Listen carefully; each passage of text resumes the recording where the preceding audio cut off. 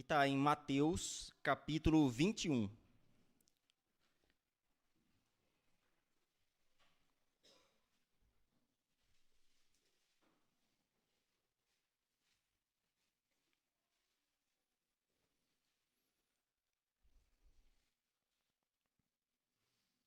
Mateus, capítulo 21, versículo 12 até o 19.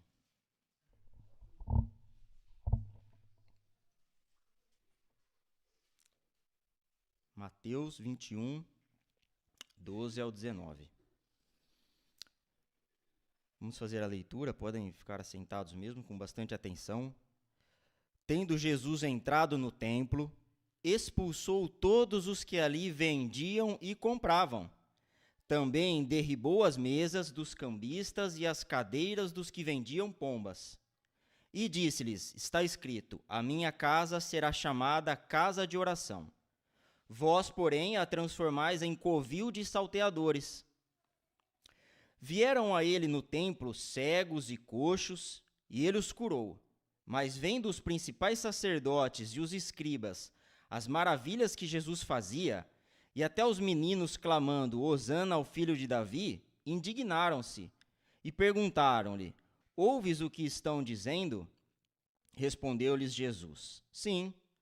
Vocês nunca leram, da boca de pequeninos e crianças de peito tiraste perfeito louvor? E deixando-os, saiu da cidade para Betânia, onde pernoitou.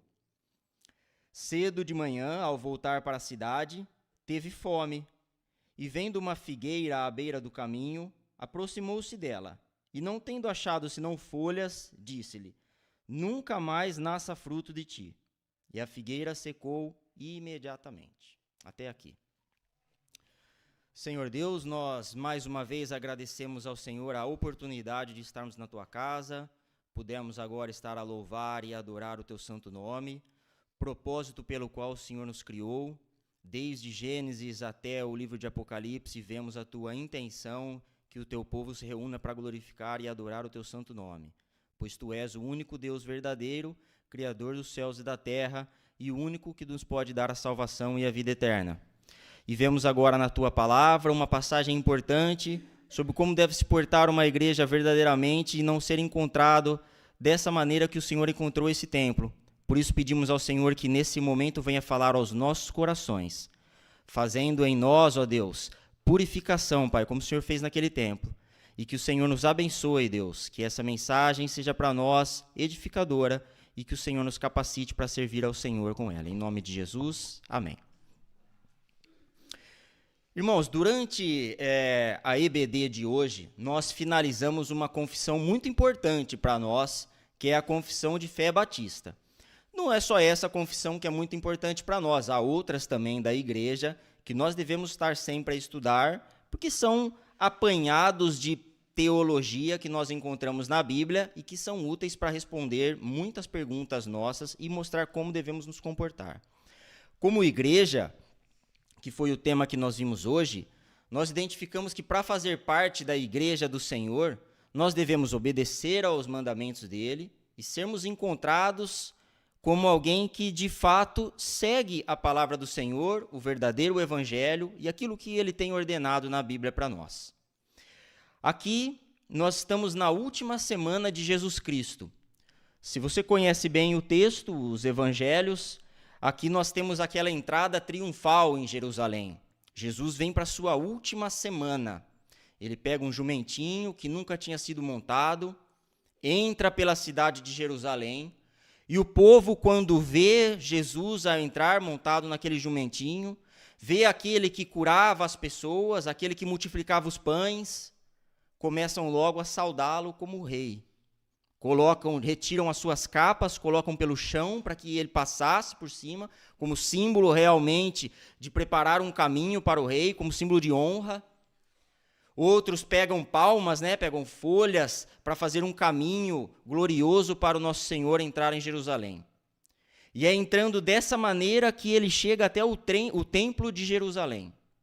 E ao chegar em Jerusalém, no templo de Jerusalém, ele vê uma grande bagunça, um grande comércio ali.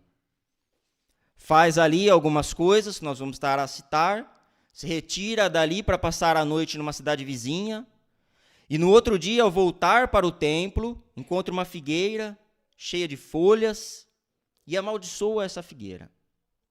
Uma coisa que ele não costuma fazer, né? Nós não vimos ele fazendo algo assim. Depois volta para o templo e tem alguns acontecimentos ainda no capítulo 21 de Mateus que são muito interessantes. 2 parábolas.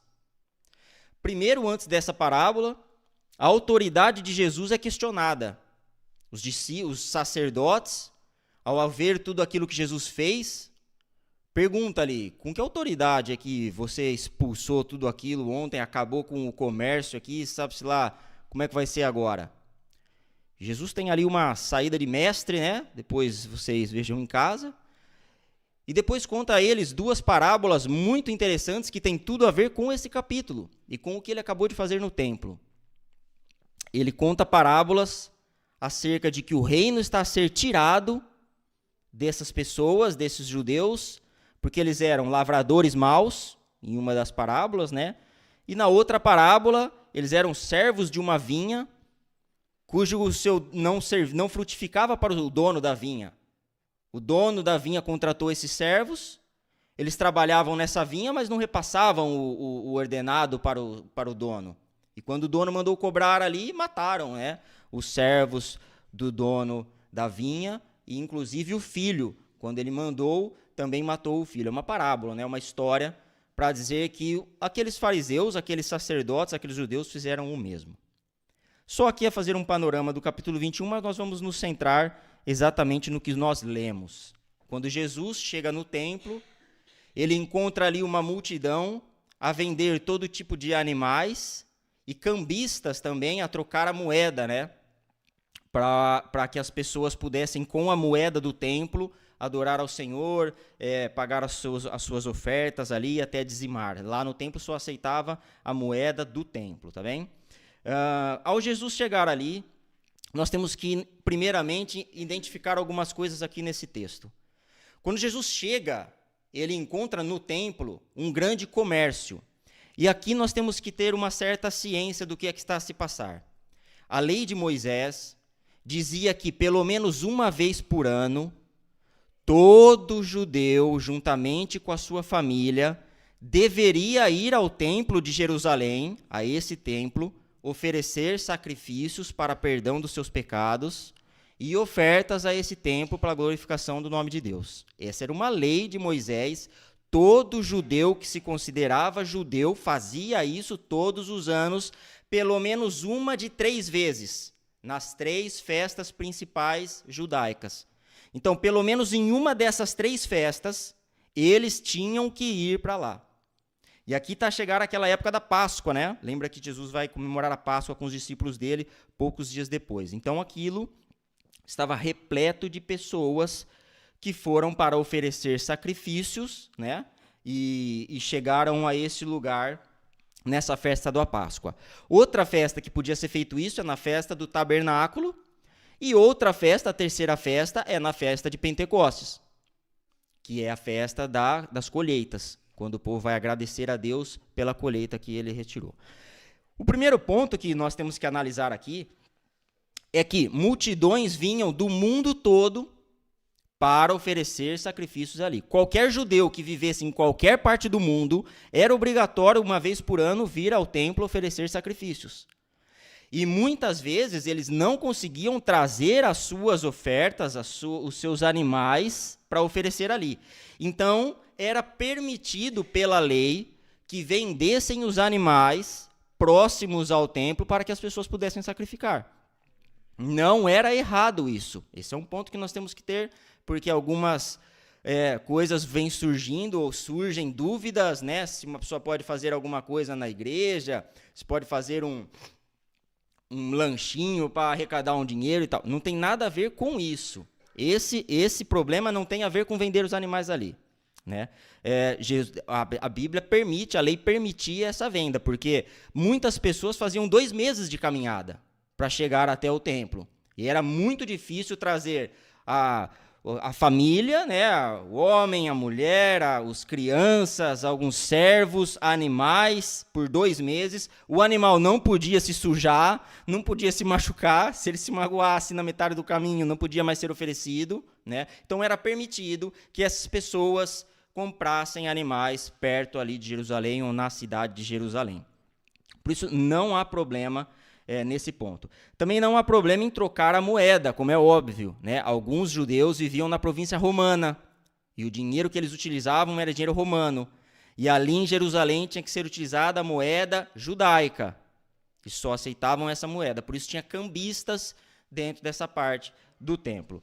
Aqui nós vemos 3 problemas, pelo menos, que fizeram Jesus tomar essa atitude tão violenta, de expulsar a todos. O livro de João, por exemplo, vai falar que ele fez até chicotes, né? Virou todas as mesas, expulsou-os a todos. E um desses problemas é que o preço dos animais aqui era extremamente exorbitante. O preço desses animais era sobrevalorizado por causa da obrigação que as pessoas tinham de estar ali, né? Então, se uma pessoa não conseguia vir de longe, aqueles vendedores aproveitavam-se dessa situação, algo que o Senhor Deus colocou para auxílio daqueles que queriam ser perdoados, né? Para ajudar aquelas pessoas que o Senhor que queriam adorar a Deus. Para ajudar essas pessoas, Deus colocou, podem vender ali em Jerusalém para quem não conseguir trazer de casa. Mas eles estavam a fazer disso uma grande fonte de lucros, né? Esse é o primeiro ponto. Desviou o propósito de Deus, que era ajudar, e começou a trazer lucro, grande lucro, para esses cambistas e esses vendedores. O segundo ponto é que alguns estudiosos, vão dizer que havia um acordo entre os vendedores e os sacerdotes, de modo que os sacerdotes pegavam uma grande parte daquilo que os vendedores vendiam. Ou seja, quem tem controle sobre o templo eram os sacerdotes. Então, os sacerdotes permitiam que aquilo seja vendido dentro do templo para, de uma certa forma, também lucrarem pessoalmente mesmo com isso. Então, esse é o segundo grande problema que existia ali e que enfureceu tanto o rei Jesus. E o terceiro ponto é que também alguns estudiosos vão dizer que essa parte do templo em que estava a ser vendido isso era no pórtico dos gentios. Ou seja, Deus mandou construir, né, no Antigo Testamento, um lugar onde os gentios, aqueles que não eram judeus israelitas, se eles quisessem adorar ao Deus vivo, ao Deus único, ao Deus criador dos céus e da terra, eles poderiam fazer isso. Só que eles ficavam no pórtico dos gentios. Os sacerdotes, como é óbvio, não vão colocar esses vendedores todos dentro do templo. Eles colocavam aonde? No pórtico dos gentios. De modo que as pessoas que queriam adorar ao Senhor tinham que o fazê-lo junto com vacas, junto com ovelhas, junto com animais, junto com negociação de moedas, ao lado ali gritaria, né? E esses 3 pontos enfureceram violentamente ao Senhor Jesus, né? Por isso é que ele faz essa citação aqui no versículo 13. Vocês não sabem que está escrito, a minha casa será chamada casa de oração? Mas em Marcos, ele continua essa frase. Por isso é bem provável que Jesus continuou, né? Casa de oração para todos os povos. Essa citação de Jesus é uma citação de Isaías 57, e a citação é essa. Vocês não sabem que a minha casa será a casa de oração para todos os povos? Ou seja, para os gentios também. E vocês fizeram aqui uma coisa que as pessoas já não conseguem mais vir aqui. No versículo 13, nós observamos bem esse valor exorbitante que eles estavam ao cobrar, ao ponto de Jesus dizer assim, vocês transformaram este lugar numa casa, num covil de ladrões, de salteadores, de ladrões, vocês estão a roubar as pessoas. Coisas que nós já vimos Jesus dizer algumas vezes lá para trás, né? Vocês roubam as viúvas, vocês atam fardos que vocês mesmos não estão a conseguir carregar, nem vocês mesmos levam isso e colocam fardos. Então, tudo isso é o que estava a acontecer em Jerusalém nessa época de Jesus. Não era de se espantar isso, porque se nós fizermos uma leitura de Malaquias, Malaquias é uma discussão de Deus com os sacerdotes. Malaquias foi um profeta que ouviu Deus a discutir com os sacerdotes. Ele cita, vocês, sacerdotes, em Malaquias, estão me enfadando com o vosso culto. Eu estou a ficar enfadado. Malaquias, que eu estou a citar, é o último livro do Antigo Testamento, 300, 400 anos antes da vinda de Cristo. Ou seja, já nessa época, tudo aquilo que se passava ali ia se agravando, né? Jesus fala, Deus fala, vocês estão me enfadando com o vosso culto. E os sacerdotes dizem assim, mas no que é que nós estamos te enfadando? Então é uma discussão. Depois Deus explica tudo aquilo no livro de Malaquias. Depois ele vai falar, vocês estão me roubando. E os sacerdotes dizem, no que é que nós estamos a te roubar? Nos dízimos, nas ofertas, tal. Depois Deus vai falar, vocês estão a tratar mal as pessoas. No que é que nós estamos a tratar? Então, se você fizer uma leitura de Malaquias, você já vai ver que já existe ali um sacerdócio dentro desse templo, dentro dessa igreja judaica, que já tinha desviado completamente todos os seus caminhos e nem sequer mais aceitava a repreensão de Deus. Quando Deus falava, eles já nem sabiam do que é que eles estavam a errar mais. O livro de Malaquias é uma discussão clara. Deus acusa 6 ou 7 vezes eles de coisas diferentes, e a resposta deles é, mas no que é que nós estamos a fazer isso? Esse é um ponto muito interessante para a gente ter em mente, porque nós também podemos ter algo parecido, né? Deus pode ter acusações para nós na Bíblia, mas a gente não consegue receber. Mas como? Mas do que eu estou a fazer isso? Né? E era o que acontece em Malaquias, e ao chegar, quem lê os evangelhos percebe que Jesus acusa muitas vezes os fariseus de muitas coisas, né? Então, um outro ponto a analisar é que os evangelistas, eles dizem que Jesus virou as cadeiras dos que vendiam pombas. Ele dá essa ênfase. Haviam muitos animais a ser vendidos ali, mas as pombas eram de quem? Era dos pobres, né? Os pobres compravam as pombas porque eles não tinham condições de comprar uma vaca para oferecer de sacrifício. Deus preparou isso no Antigo Testamento para eles. Deus disse, aquelas pessoas que não conseguem oferecer 10 ovelhas, compram lá 2 pombas. Levem 2 pombas, é um escape. O que é que eles fizeram? Eles sobrevalorizaram as pombas e estava difícil para os pobres sacrificarem e serem salvos, perdoados. Estava difícil para os gentios adorarem a Deus. E só eles é que se lucravam com tudo isso. Jesus, então, tem uma acusação severa e faz uma limpeza física naquele templo. Expulsa a todos. E uma coisa que me salta à mente é como é que ninguém o impediu. Né? Ninguém o impediu porque ele estava fazendo uma coisa justa. Ele estava fazendo uma coisa que o povo via que era bom. Ele estava fazendo uma coisa que as pessoas perceberam que aquilo era o correto.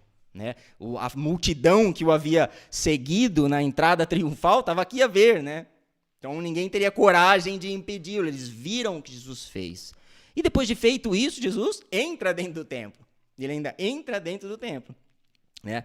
E a gente percebe que a limpeza que Jesus fez não foi só física, não foi só expulsar os cambistas, ele faz ainda uma limpeza espiritual lá dentro do templo. Porque quando ele entra dentro do templo, acontece uma coisa que não acontecia antes, e nem acontecia sempre. Quando ele entra no templo, vem a ele coxos, cegos e crianças a cantar, a se alegrar e a adorá-lo com alegria dentro do templo.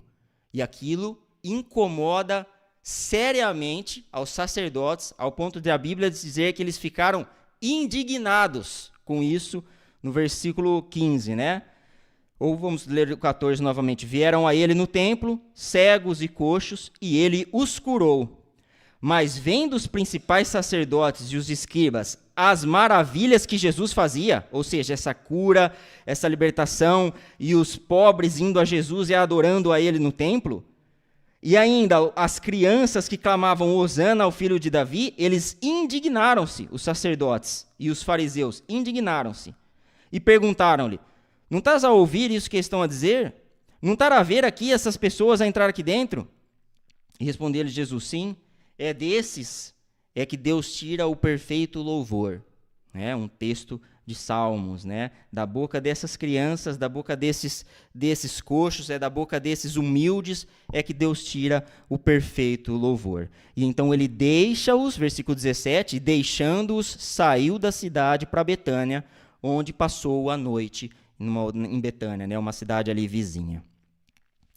Cedo de manhã, versículo 18, ao voltar para a cidade, ele teve fome. E vendo uma figueira à beira do caminho, ele aproximou-se dela, e não tendo achado senão folhas, disse-lhe, nunca mais nasça fruto de ti. e a figueira secou imediatamente. Aqui, Marcos, quando vai relatar isso, vai dizer que não era a época dos frutos. Não era a época dos frutos. Entretanto, a figueira tem uma peculiaridade, que eu também só descobri estudando essa passagem, mas eu nunca tive uma figueira. Mas os figos, os frutos, nascem antes da folha na figueira. Eu até pesquisei depois também isso para ver, e realmente os frutos do figo, eles nascem antes da folha. Quando uma pessoa via uma folha, uma árvore cheia de frutos, é porque ela tinha frutos, ou uma árvore cheia de folhas, é porque ela deveria ter frutos, mesmo que não estivesse na época. É como a gente vê a primavera, eu tenho uma árvore bem na frente da minha casa, e ela é muito peculiar mesmo, ela é muito particular, não porque tem muitas árvores assim, mas ela no inverno perde todas as folhas, e na primavera nasce todas as folhinhas, e ela é enorme, né? E o Arthur essa semana ainda disse, pai, olha, as árvores já estão a nascer as folhas e tal, né? Então aqui era o mesmo, os frutos apareciam, e quando uma pessoa via uma figueira com folhas, era certinho que aquela figueira ia ter frutos. Mas essa árvore não, essa árvore fazia uma propaganda enganosa, ela aparentava ser boa para o alimento, para os famintos, mas na verdade ela era inútil. E quando Jesus percebe que essa árvore, e aqui é muito interessante, porque ele, ao olhar de longe, né, e alguns, Marcos e Lucas, eu não sei se Lucas, mas Marcos vai citar que ele olhou de longe, ele olhou a árvore, ela parecia, mas quando ele chegou perto, não tinha. Então, essa árvore que quando Jesus olhou de longe, parecia boa aparência, na realidade não era, né? Tinha tudo para produzir frutos, mas ela não tinha frutos nenhum. Então, Jesus amaldiçoa essa árvore e ela seca imediatamente. Aqui nós temos algo que a gente não está acostumado a ver. Eu não tinha visto ainda Jesus a matar uma criatura, né? Podemos dizer matar. Ele secou imediatamente aquela árvore e ela nunca mais deu frutos. É muito interessante porque todos os evangelhos nós vemos Jesus a fazer coisas boas e coisas maravilhosas, e mesmo quando ele estava a criticar um movimento, criticar uma teologia, criticar coisas erradas que aconteciam no templo, ainda assim ele estava a curar, ele estava a libertar, ele tinha acabado de fazer isso com os coxos e os paralíticos, né, no dia anterior no templo, mas aqui ele faz uma coisa inédita. Ele amaldiçoa aquela figueira. E aquela figueira, ela tem um símbolo, ela tem um significado muito importante. Por isso, esse fato está relatado nos evangelhos, e é por isso que Jesus toma essa atitude. Essa figueira, recoberta de folhas, porém sem frutos, era uma notória figura da igreja judaica daquela época. Tem um bispo que chama John Riley, J.C. Riley, né? E ele diz que naquele tempo, a igreja judaica tinha tudo para ser um espetáculo impressionante. O templo, impressionante. O sacerdócio, tudo organizado. Deus tinha dito para ser tudo organizadinho. O culto diário que eram feitos. As festas anuais, 3 festas anuais importantes, o povo vinha sacrificar ali. Tinham a escritura perfeita do Antigo Testamento. Tinha o turno dos levitas, que estavam constantemente a adorar a Deus. Tinham os sacrifícios da manhã e da tarde. Deus mandou uma série de ordenanças que era para tornar aquilo um espetáculo de qualquer nação ver aquela organização e se maravilhar.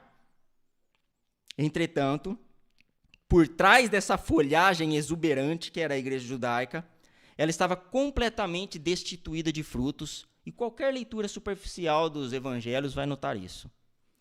Não havia graça, fé, amor, humildade, espiritualidade, santidade real e nem disposição para receber o Messias, como nós já vimos e como nós percebemos aqui. E assim como a figueira secou, né, Jerusalém e aquele templo também secou. Poucos anos depois disso, quando Jesus amaldiçoou essa figueira e ela seca, poucos anos depois, Jerusalém foi invadida e destruída completamente. E aquele templo foi queimado por completo no ano 70 depois de Cristo. Ou seja, Jesus morre ali por volta do ano 30, e 40 anos depois, assim como aquela figueira, e por isso está registrado aqui, Jerusalém desaparece, o templo desaparece, por conta do que eles fizeram ser mal aos olhos de Deus. E o mais intrigante disso tudo da figueira, quando eu vejo, é que nós sabemos que Jesus ele quer exatamente o oposto da figueira. Ele não quer propaganda, Ele quer frutos de verdade. Ele não quer folha, ele quer frutos, ele não quer propaganda, ele quer realidade. E ele não quer aparência, ele quer verdade no íntimo. Nós podemos lembrar aqui do fariseu e do publicano, né?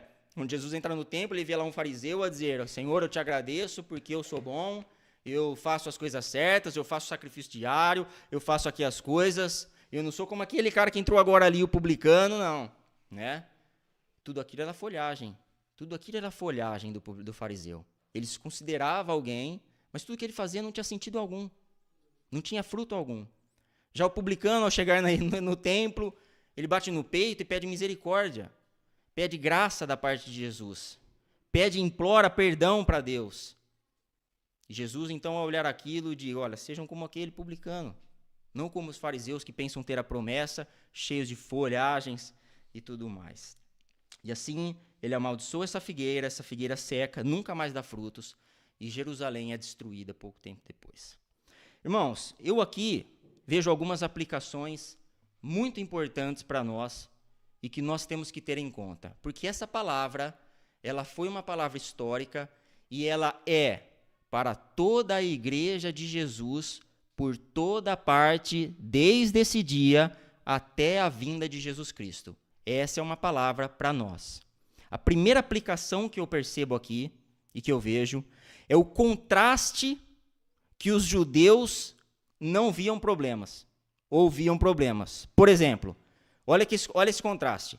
Jesus entra e os fariseus não viam, os fariseus, quem diz fariseus, e os saduceus e os sacerdotes, toda a igreja judaica, né? A igreja judaica não via problemas em ter comércio, lucro, roubo, não ajudar os pobres, não salvar as pessoas que vinham para eles a pedir, não viam problema nisso, porque eles achavam que aquilo estava tranquilo. É no pórtico dos gentios ali, é não sei o quê, eles não viam o menor problema nisso. Eles tinham, sabe o quê? Um liberalismo muito grande com relação a isso.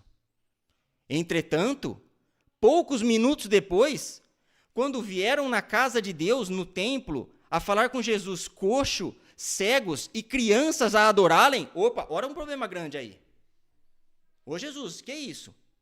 Tá a vir coxo, tá a vir crianças aqui a gritar, tá a vir crianças aqui a andar por aqui, ó. Controla isso. Olha esse contraste que interessante. E Jesus, ele fala justamente o oposto de um lado e do outro.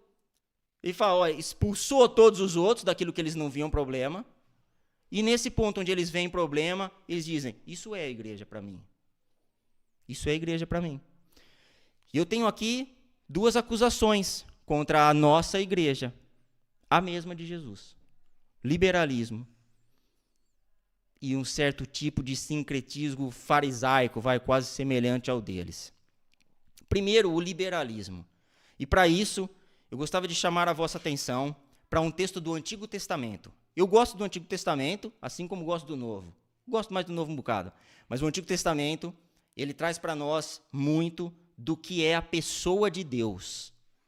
Quando eu vejo ele falando para Moisés as vestes que os sacerdotes e os levitas têm que usar, não tem como não trazer para a nossa cabeça uma aplicação. Não tem como. Quando eu vejo Deus a falar, eu quero que seja feito assim, assim e assim, não tem como não trazer uma aplicação para a nossa vida. Todo o livro, todo o Antigo Testamento mostra a pessoa de Deus. E tem uma passagem muito importante em Deuteronômio, você pode abrir ou acompanhar ali na tela. Em Deuteronômio, capítulo 12.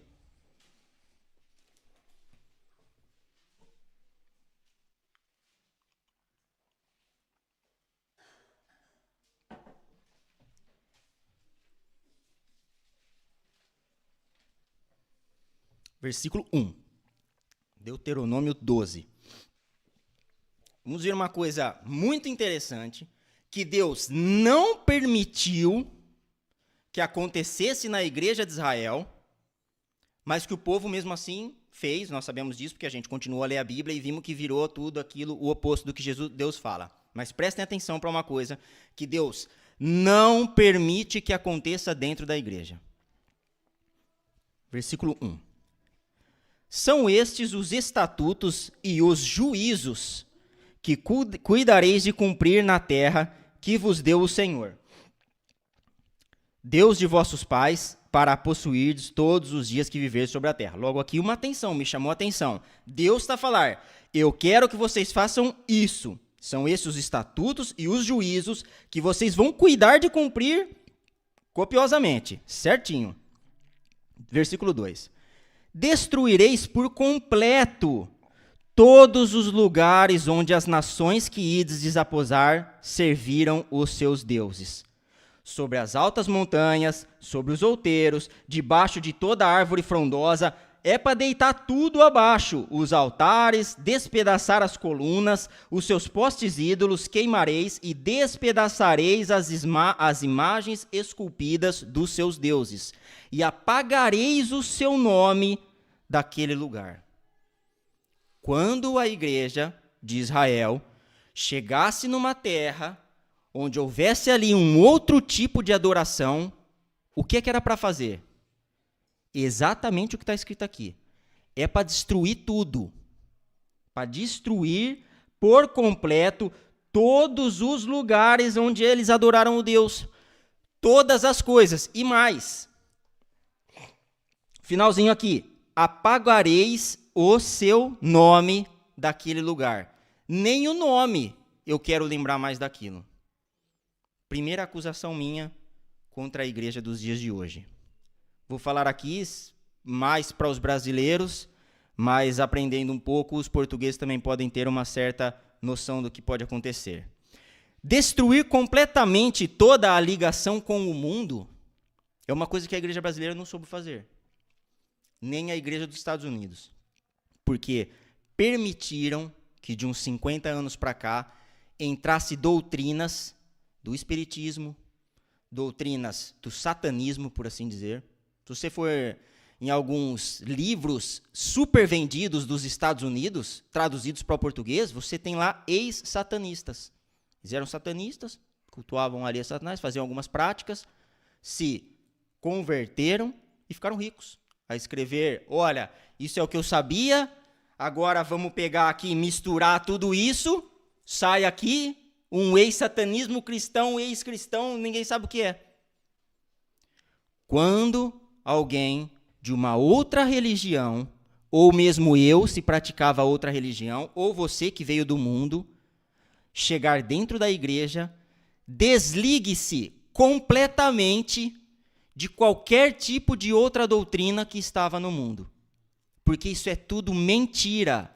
E essa mentira entrou na sua cabeça e na minha. E o pouco que nós sabemos hoje está mesclado com coisas que a gente não sabe ao certo. Se você entrar num podcast cristão, você vai ver perguntas que é impossível uma pessoa fazer só pela Bíblia. Perguntas do tipo, Satanás pode fazer isso? Satanás... Por quê? Foi contaminado a teologia cristã com pensamentos espíritas, budistas, umbandistas, seja lá o que for, e entrou dentro da prática de culto da igreja. E a igreja não soube dar resposta para esses pontos. Essa é uma acusação severa. Quando Deus fala assim, queima tudo e esquece o nome, é para fazer isso. Senão vira uma bagunça danada. Se nós continuarmos no versículo 4, nós vamos observar uma outra coisa muito importante que a gente tem que fazer depois de destruir. Versículo 4. Não fareis assim para com o Senhor vosso Deus. Parece um texto simples, mas não é. Porque muita gente pode pensar assim, vou destruir minhas ligações com o mundo, trazendo para a igreja. E essa vai ser uma grande ideia.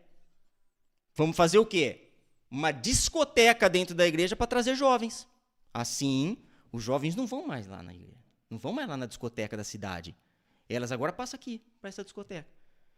Deus está falando assim, ouve. Desligue-se totalmente das práticas do mundo e não façam isso aqui para o Senhor, com o título de para o Senhor, ou com o título de gospel. Então, quando Deus está falando assim, deita abaixo aquele poste, ele está falando assim, não é para construir outra com a minha cara. aquelas rituais que eles faziam, não é para fazer isso para mim. Eu vou dar o estilo de culto. Olha a continuação, versículo 5. Mas vocês vão buscar o lugar em que eu, o Senhor vosso Deus, vou escolher. E aqui para esse lugar você pode trazer para o estilo de culto. Não é para você fazer o que eles faziam. Agora eu vou dar um novo modo de culto que é para fazer dentro da igreja. Não é difícil entender. Não é difícil interpretar o que Deus quer que seja feito. Mas nós não soubemos dar resposta a isso. E quando digo nós, não estou a dizer essa igreja, graças a Deus. Mas nós temos, na maioria dos cristãos, na maioria dos estilos de culto, uma prática que não é cristã. Nem sequer veio da história. Veio dos últimos 40, 50 anos, com um boom de um satanismo, ou de religiões espíritas, ou de experiências que ex-pessoas desse mundo trouxeram para dentro da igreja e misturaram com o evangelho. Eu gosto de uma frase do David Wilkerson que é: o evangelho misturado ou diluído não é nenhum evangelho. E o Alistair McGrath também tem uma frase importante no livro que ele chama Heresia, onde ele diz: heresia não é uma coisa louca, é um pequeno desvio da verdade. Heresia é um pequeno desvio na verdade. Não é uma coisa doida. É um desvio tão pequeno que faz com que as pessoas acreditem naquilo pensando ser a verdade, o evangelho. Então, a primeira acusação é justamente o liberalismo. Mas há um outro problema na igreja, que é o legalismo. E esse é quando os sacerdotes se achavam ali sacerdotes, chegavam na igreja, aqui não quero bagunça, aqui eu não quero coxa, aqui eu não quero cego, aqui eu não quero pobre, aqui é o lugar. Eles se achavam que eles eram santos por causa disso. Sabe, essa é uma outra acusação que eu tenho contra a igreja. Existem muitas pessoas que vão à igreja e que eles vestem uma roupagem para entrar na igreja. Eu já fui em muitas igrejas lá no Brasil. E, por conta do nosso contato com vários irmãos, a gente tinha uma livraria evangélica, enfim, vocês sabem a história. E a gente tinha muito esse contato. Então, eu já fui em muitos. E eu conheci pessoas que elas faziam uma coisa muito interessante. Se elas me encontrassem aqui na praça, na fonte, vindo para cá, eles me cumprimentavam. E aí, Vitor, meu amigo, como é que tá? Como é que foi a semana? Foi tudo bem, boa, fixe, meu. Olha, muito bom, é bom saber. Como é que foi ontem lá, futebolzinho, não sei o quê? Sim. Pôs o pé para dentro da igreja. E aí, varão? Ô, homem de Deus, ô, aleluia. Ô, varão. Ele vestiu uma roupa. Vocês já ouviram falar em cosplay? Eu também não sei direito o que é cosplay, mas parece que é quando uma pessoa se veste de um personagem que ela gosta. As pessoas se vestiam de crente para vir à igreja. E se vestiam. Não fisicamente com roupas, mas incorporavam um personagem. E quando eles entravam aqui, eles tinham a intenção de mostrar a santidade. E tem até hoje em muitas igrejas. Ele espera o momento da pregação, onde ele vai falar algo ali que, no meio sentado, que vai edificar a ele. Que vai mostrar que ele veio com aquela roupagem. Sabe, irmãos, é triste falar isso, é chato. Porque, guardem bem uma frase que eu vou dizer agora. Dessas muitas que eu disse. Aqui dentro da igreja, é o único lugar onde você tem que vir você mesmo. Aqui é o oposto do que as pessoas têm falado. As pessoas são ela mesma lá fora, e ao entrar aqui põem uma vestimenta. E portam-se de um jeito, e vestimenta, eu volto a falar, não estou a falar de roupa não, pode vir de t-shirt, pode vir como quiserem. Mas o que eu estou a falar é, vestem um personagem.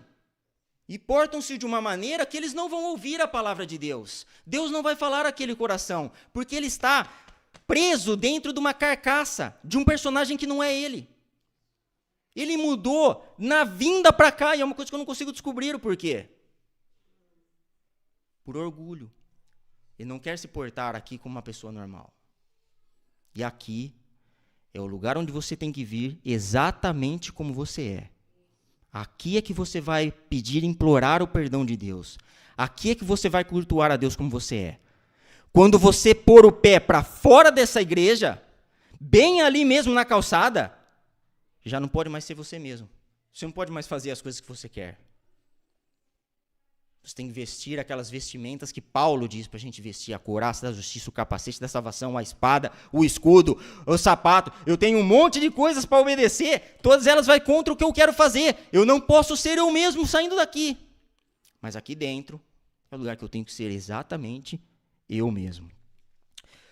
Segundo ponto muito importante, vamos encerrar. Segundo ponto muito importante que nós temos que ver é que não tem como fazer uma leitura. Podem já voltar lá para Mateus.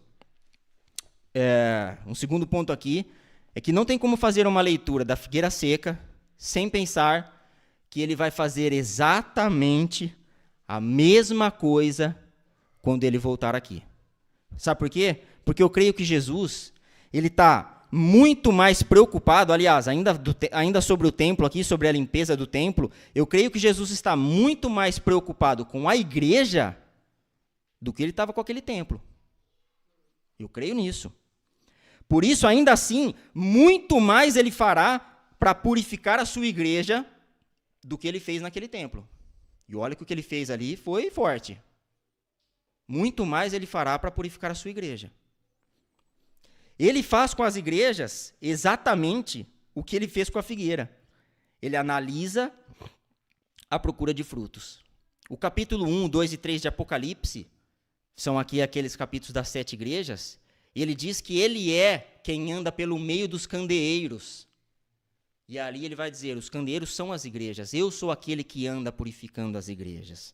Né? E nós, ao analisarmos o que o Senhor Jesus fez com os cambistas e como purificou o templo, um cristão deveria imediatamente imaginar um exemplo do que Jesus fará na sua segunda vinda. Ele irá purificar a sua igreja visível, tal como purificou o templo. Ele a limpará de tudo que a contamina e gera iniquidade, e expulsará do meio dela todos os mundanos. Jesus não permitirá que o adorador do dinheiro, o amante do lucro, estejam naquele tempo glorioso que ele há de exibir perante o mundo. Pensando nisso, nós devemos julgar a nós mesmos, a fim de não sermos condenados nem rejeitados naquele dia de exame e triagem da parte de Deus. Como diz Malaquias 3:2, quem pode suportar o dia da sua vinda? Ou quem subsistirá quando ele aparecer? Porque ele é como o fogo do ourives e como o sabão do lavandeiro. Ele vai fazer novamente aquilo que ele fez no templo. Ao olhar a igreja, ao olhar a figueira seca, o terceiro ponto para encerrar, eu tenho 2 ângulos de vista. O primeiro é a figueira como uma pessoa, como nós, e o segundo, a figueira de um modo geral, como igreja. Como pessoa, nós temos que tomar cuidado com a aparência, ou aliás, como a igreja, primeiro, nós temos que tomar cuidado com a aparência da igreja. Apocalipse 3, versículo 2, mostra que a igreja de Sardes tinha fama de estar vivas, com boas obras, mas estava morta. É muito importante esse texto. Se você ler Apocalipse 3, versículo 2, o próprio Jesus está a enviar uma carta para a igreja. Imagina, a igreja recebeu essa carta da parte de João. João, olha, isso é o que Jesus tem para falar para vocês. Opa, quero ver porque nós somos uma igreja viva. Toda a gente aqui sabe que nós somos uma igreja vivada. Nós somos cheios do Espírito. Essa igreja pensava isso. Jesus disse assim, olha, eu sei que vocês pensam estar viva, vocês têm fama de que está viva, só que vocês estão mortos.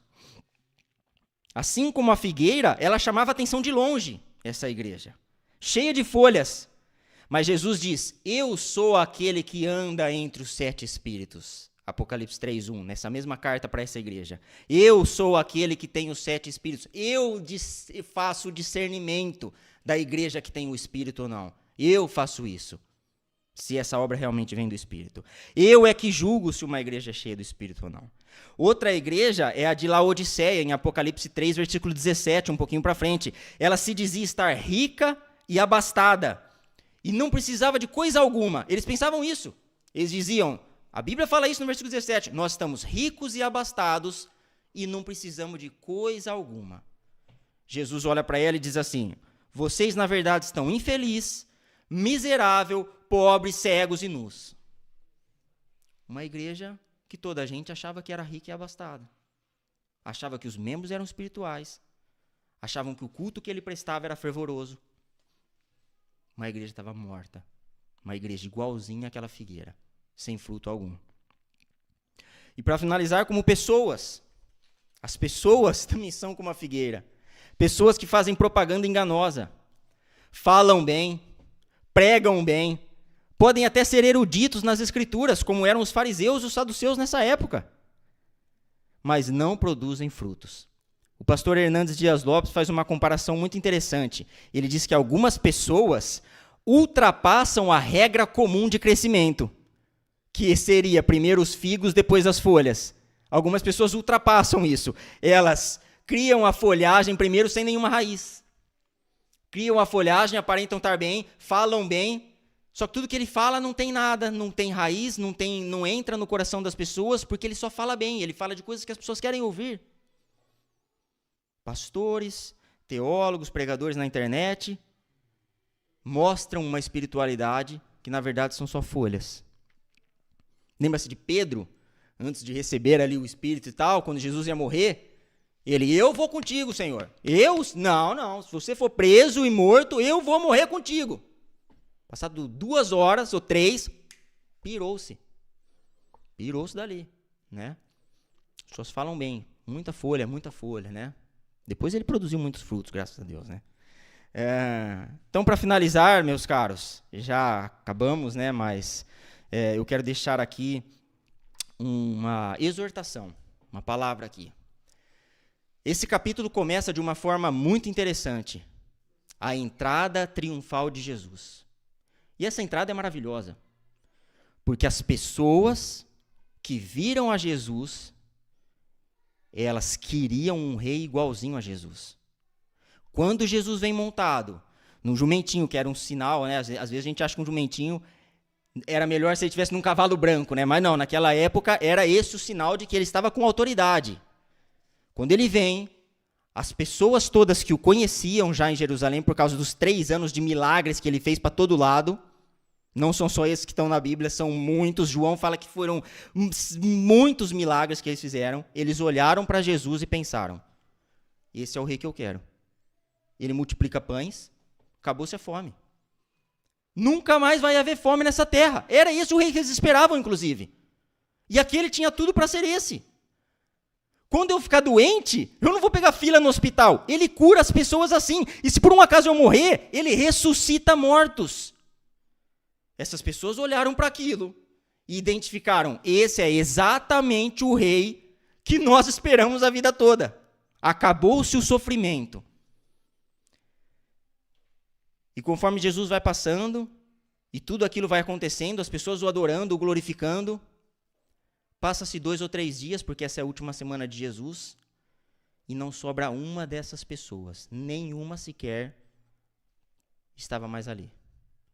Esse é um ponto que eu gosto de destacar. Qual será que foi a motivação que o povo teve no Messias, no rei? Será que eles entendiam, compreendiam a salvação que o Messias veio trazer? Ou será que eles viam um rei que ia os libertar das enfermidades, das doenças e da pobreza? Nós também temos que analisar hoje que tipo de rei nós vemos em Jesus. E que tipo de serviço nós prestamos a esse rei e por quais motivos nós servimos a esse rei? É por causa dos nossos benefícios aqui na terra? Eles virão sem dúvida alegria, paz, contentamento em meio da dificuldade. Eu não tenho dúvida que virá isso, saúde, só que só virá para aqueles que têm a motivação correta em Jesus. Esse é um ponto interessante. Muitas pessoas vão à igreja e continuam tristes, porque elas estão em busca de uma coisa, menosprezando a eternidade. E o segundo ponto, meus irmãos, é que às vezes nós podemos estar exatamente como essa figueira. Seca, sem frutos nenhum, ou às vezes a gente pode mostrar folhagem, mas no interior a gente reconhece que a gente está seco.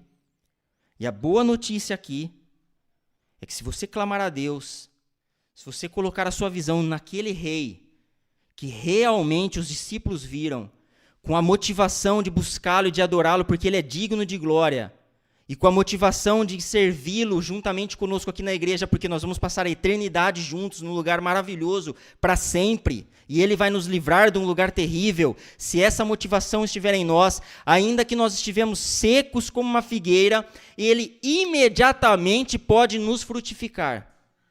Assim como ele secou imediatamente essa figueira, porque só tinha folhas, imediatamente ele faz florescer e frutificar um ramo de árvore. Essa é a mensagem que eu queria deixar para hoje e que eu espero que os nossos corações estejam cheios de humildade e de contentamento diariamente, dia após dia, para sermos encontrados com frutos dignos, né, aqui daqueles que a Bíblia cita como cristãos que frutificam. Que Deus nos abençoe. E vamos fazer aqui uma oração para encerrar. Depois você pode fazer uma oração silenciosa e hoje nós já estamos liberados assim já. Tá bem? Senhor Deus, muito obrigado mais uma vez pela tua palavra maravilhosa que vem de encontro aos nossos corações. Muito obrigado porque o Senhor escolheu os pobres e os coxos e os mancos, Senhor, porque senão nós não teríamos chance diante de ti, Deus. Nós nada somos, Pai.